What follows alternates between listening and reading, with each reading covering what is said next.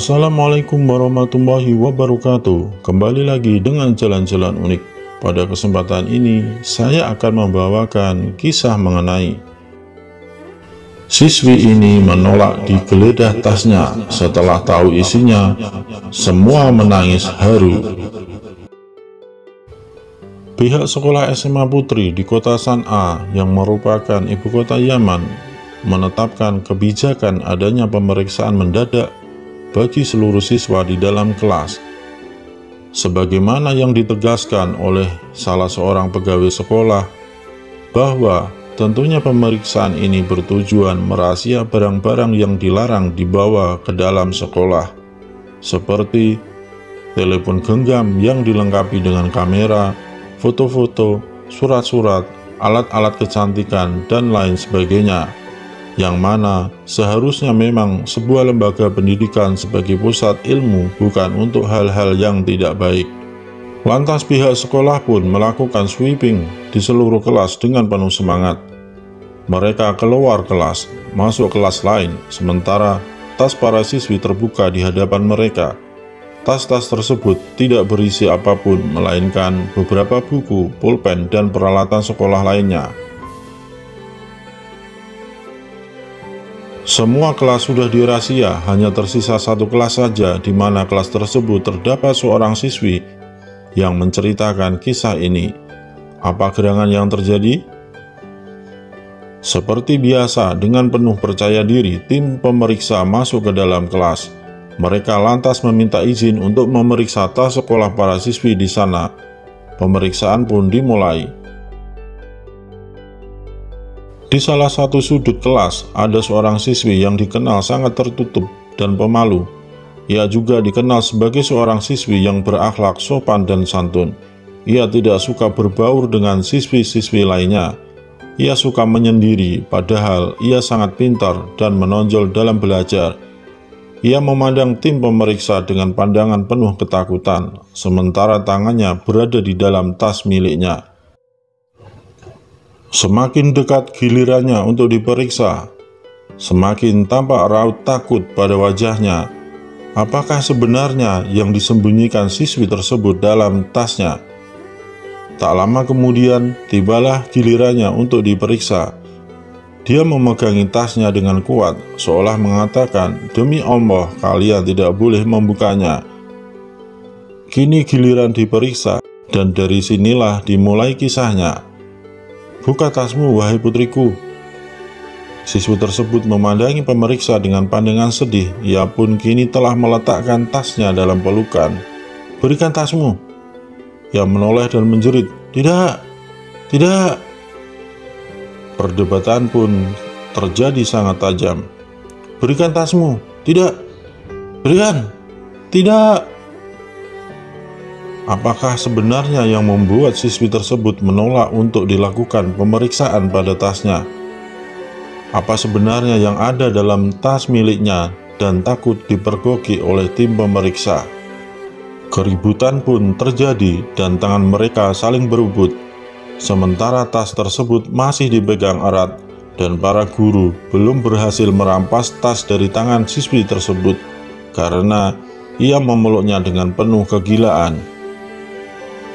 Spontan saja siswi itu menangis sejadi-jadinya. Siswi-siswi lain terkejut. Mereka melotot. Para guru yang mengenalnya sebagai seorang siswi yang pintar dan disiplin, mereka terkejut melihat kejadian tersebut. Tempat itu pun berubah menjadi hening. Ya Allah, apa sebenarnya yang terjadi dan apa gerangan yang ada di dalam tas siswi tersebut? Apakah mungkin siswi tersebut? Setelah berdiskusi ringan, tim pemeriksa sepakat untuk membawa siswi tersebut ke kantor sekolah dengan syarat jangan sampai perhatian mereka berpaling dari siswi tersebut, supaya ia tidak dapat melemparkan sesuatu dari dalam tasnya sehingga bisa terbebas begitu saja.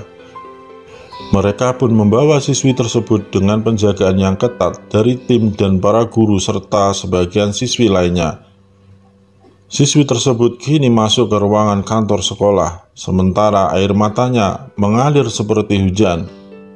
Siswi tersebut memperhatikan orang-orang di sekitarnya dengan penuh kebencian, karena mereka akan mempermalukannya di depan umum.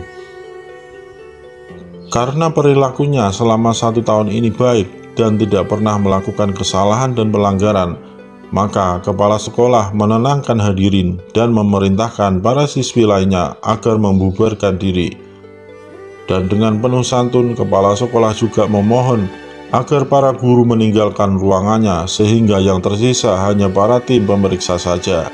Kepala sekolah berusaha menenangkan siswi malang tersebut, lantas bertanya padanya, "Apa yang engkau sembunyikan, wahai putriku?" Di sini, dalam sekejap siswi tersebut simpati dengan kepala sekolah dan membuka tasnya. Detik-detik yang menegangkan. Ya Allah, apa sebenarnya benda tersebut? Coba tebak. Di dalam tas tersebut tidak ada benda-benda terlarang atau haram, atau telepon genggam atau foto-foto. Demi Allah, itu semua tidak ada.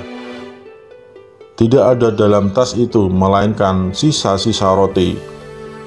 Ya, itulah yang ada dalam tas tersebut. Setelah mengorek informasi dari siswi tersebut seputar roti itu,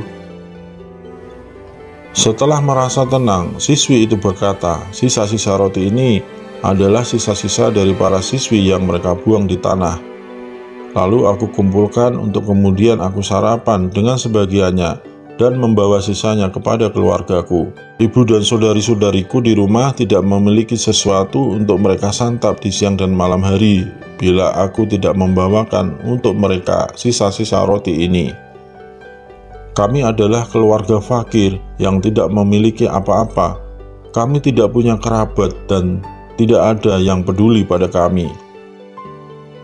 Inilah yang membuat aku menolak untuk membuka tas, agar aku tidak dipermalukan di hadapan teman-temanku di kelas, yang mana mereka akan terus mencelaku di sekolah, sehingga kemungkinan hal tersebut menyebabkan aku tidak dapat lagi meneruskan pendidikanku karena rasa malu. Maka saya mohon maaf sekali kepada Anda semua atas perilaku saya yang tidak sopan. Saat itu juga semua yang hadir menangis sejadi-jadinya. Bahkan tangisan mereka berlangsung lama di hadapan siswi yang mulia tersebut. Maka tirai pun ditutup karena ada kejadian yang menyedihkan tersebut, dan kita berharap untuk tidak menyaksikannya. Karenanya, wahai saudara-saudariku, ini adalah satu dari tragedi yang kemungkinan ada di sekitar kita, baik itu di lingkungan dan desa kita, sementara kita tidak mengetahuinya atau bahkan kita terkadang berpura-pura tidak mengenal mereka.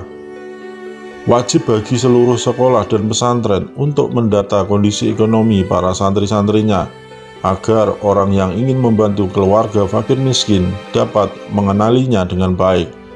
Kita memohon kepada Allah agar tidak menghinakan orang yang mulia dan memohon kepadanya agar dia selalu menjaga kaum muslimin di setiap tempat.